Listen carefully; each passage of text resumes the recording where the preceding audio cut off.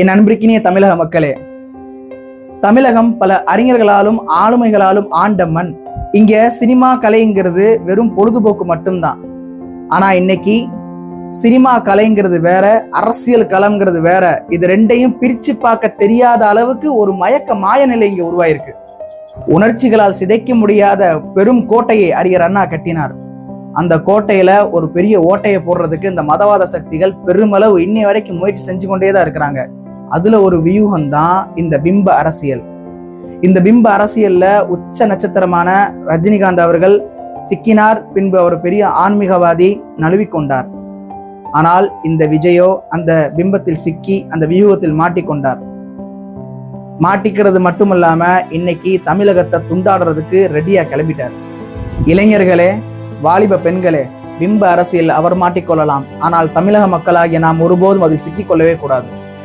இந்த அடிமை கட்சியும் மதவாத சக்தியும் சேர்ந்துச்சு அப்படின்னா சிறுபான்மையினர் ஓட்டும் படித்த, அதாவது அண்ணாவையும் பெரியாவரையும் படித்தவர்களை ஓட்டும் கண்டிப்பான முறையில் விழாதுன்னு தெரிஞ்சுக்கிட்டே இந்த நடிகரை களமிறக்கி விட்டுருக்குறாங்க. தமிழ்நாட்டில் ஒரு பொழுதும் அவரால் வெல்லவே முடியாது. ஆனால் ஓட்டை பிரிக்க முடியும். அந்த வியூகம்தான் விஜய் அவர் செய்ய போறாரு வரக்கூடிய தேர்தலில். இதைத்தான் அன்றைய சொன்னார் முதல்வர், தமிழகமா டெல்லியா என்று. தாய்மார்களே, வாலிப பெண்களே, புரிந்து கொள்ளுங்கள். விஜய் இன்னைக்கு அரசியல தோத்து போனார் அப்படின்னா அவருக்கு ஒரு பிரச்சனையும் கிடையாது, எந்த ஒரு மைனஸும் அவருக்கு கிடையாது. திரும்ப அவருடைய கெரியரோட உச்சத்துல இப்ப நீட்டா உட்கார்ந்து 300 கோடி ரூபாய் சம்பளத்துல லியோ 2ஓ மாஸ்டர் 2ஓ அல்லது விக்ரம் 3ஓ அதுல ஈஸியா சம்பாரிச்சுக்கிட்டு இருப்பாரு.